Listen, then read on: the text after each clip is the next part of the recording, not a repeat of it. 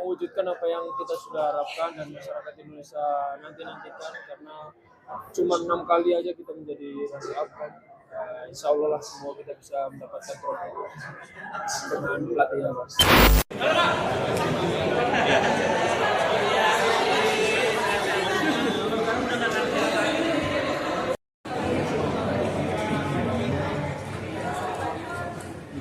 Saya tadi udah sempat bilang juga, ini bukan grup yang mudah. Tentunya kita akan berusaha lebih keras lagi untuk mewujudkan apa yang kita sudah harapkan dan masyarakat Indonesia nantikan, karena cuma 6 kali aja kita menjadi runner up kan. Insya Allah lah semua kita bisa mendapatkan trofi dengan pelatih yang bagus. Ridho, gimana ngelihat kompetisinya sama Vietnam, sama Singapura juga? Kira-kira Indonesia bisa melaju sejauh apa sih kalau menurut Ridho?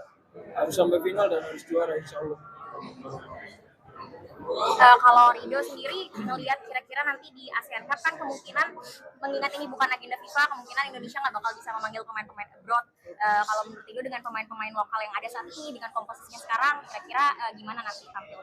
Ya tentunya menurut saya siapapun yang dipanggil pasti akan selalu menampilkan yang terbaik buat Indonesia, siapapun itu, dimanapun itu. Entah nanti pemain yang dari Eropa ada kemungkinan bisa join, pasti kita akan sama-sama juga, karena tujuannya juga satu, ya mendapatkan trofi itu tadi.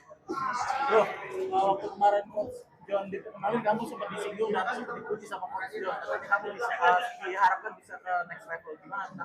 Amin ya Allah. Kalau doa baik saya selalu berharap dan saya aminkan semoga yang terbaik juga untuk karir saya. Terima kasih semuanya.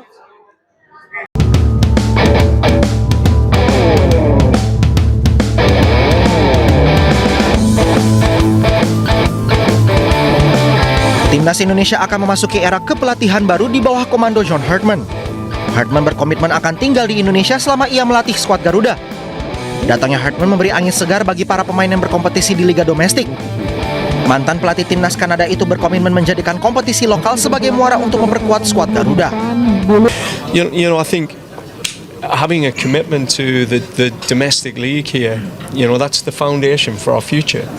And it's important that, one, I'm watching, because if the national coach is not watching the domestic league, then there's no hope for our domestic players.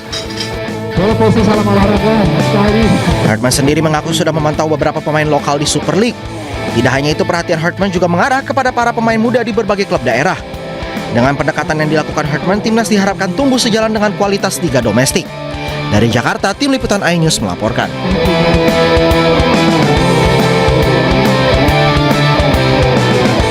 Pemirsa, banjir melanda jalur Pantura, tepatnya di akses jembatan Sungai Waridin, Kendal, Jawa Tengah. Banjir juga merendam ratusan rumah warga dengan ketinggian air mencapai 1 meter.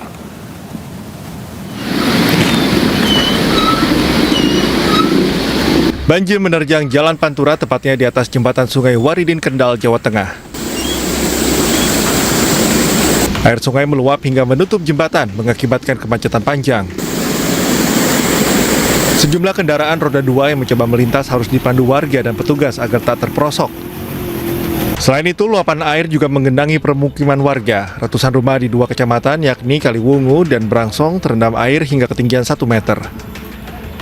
Air berasal dari luapan Sungai Waridin. Hujan yang terus mengguyur wilayah Kendal membuat air semakin tinggi. Meski tanggul air dalam kondisi aman, 4 titik pintu air yang jebol menjadi penyebab air sungai mengalir deras ke permukiman warga dan jalan raya Pantura. Itu kan pintu Waridin itu ada 4 titik, 4 pintu itu jebol semua. Ke arah timur sama ke arah barat. Kalau ke arah barat larinya ke Boradem, kalau ke arah timur larinya ke Kumurjo. Oh, berarti tapi kalau tanggulnya nggak jebol, Mas ya? Tanggulnya aman, Pak. Aman ya? Ya, cuman parapetnya aman semua, cuman pintu 4 titik. Meski ketinggian air sudah mencapai 1 meter, banyak warga yang memilih bertahan di rumah masing-masing. Dari Kendal, Jawa Tengah, Edi Prayitno, iNews melaporkan.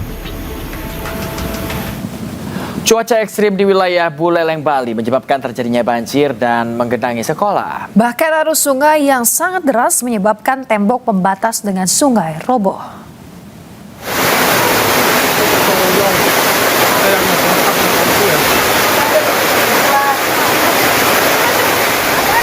Video amatir merekam hujan deras yang terjadi di wilayah Buleleng, Bali sejak siang hingga sore hari menyebabkan terjadinya banjir. Di wilayah Kecamatan Busungbiu, Buleleng, Bali, SMP Negeri 3 Busungbiu diterjang air deras hingga menyebabkan area sekolah terendam. Ini situasinya ya lagi sedikit dengan ruang kelas. Tak hanya itu, tembok pembatas antara sekolah dan aliran sungai juga ikut tergerus hingga roboh akibat derasnya aliran sungai.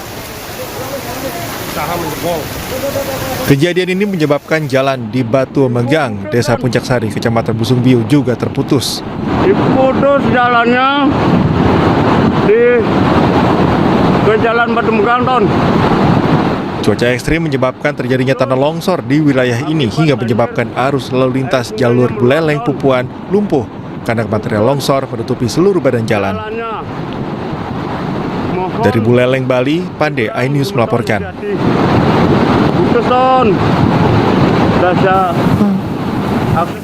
Pemirsa, pasca viral menjadi korban pengeroyokan oleh siswanya, guru sekolah menengah kejuruan negeri 3 di Desa Berbak, Kabupaten Tanjung Jabung Timur, Jambi. Konstruksi pembunuhan anak politisi PKS di Cilegon, Banten. Pelaku utama dihadirkan ke lokasi untuk peragakan seluruh rangkaian peristiwa.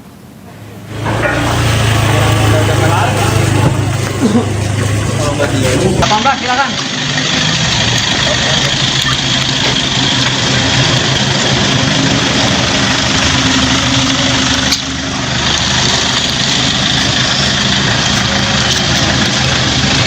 Polisi menggelar rekonstruksi pembunuhan anak politisi Partai Keadilan Sejahtera di Cilegon, Banten, Kamis siang.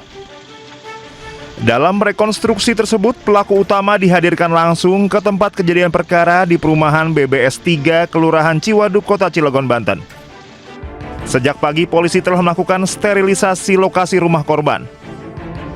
Garis polisi dipasang di sekitar TKP, sementara wartawan dan warga dibatasi mendekat demi kelancaran proses rekonstruksi. Kerabat dan keluarga korban hadir menyaksikan langsung rekonstruksi. Momen ini menjadi yang paling ditunggu keluarga karena diyakini akan membuka tabir motif pembunuhan keji yang merenggut nyawa korban. Kalau ketemu secara langsung bersalaman segala belum pernah. Tetapi kalau hanya diperlihatkan di Polres sudah. Ya, saya sih belum bisa mengambil sikap karena saya pengen lihat rekonstruksi hari ini sebagaimana yang nanti kan kelihatan dari hasil rekonstruksi akan lebih jelas, lebih netral, lebih ya semuanya akan terlihat lah ketika rekonstruksi dilakukan. Pelaku dibawa ke lokasi untuk memperagakan seluruh rangkaian peristiwa. Kehadiran tersangka bertujuan memperjelas kronologi tindakan pelaku. Rekonstruksi ini menjadi bagian penting dalam melengkapi berkas perkara sebelum dilimpahkan ke tahap persidangan. Berdasarkan hasil penyidikan sementara, korban tewas dibunuh pelaku dengan 19 tusukan yang menyebabkan korban kehilangan nyawa di dalam rumahnya. Dari Cilegon, Banten, Iskandar Nasution, iNews melaporkan.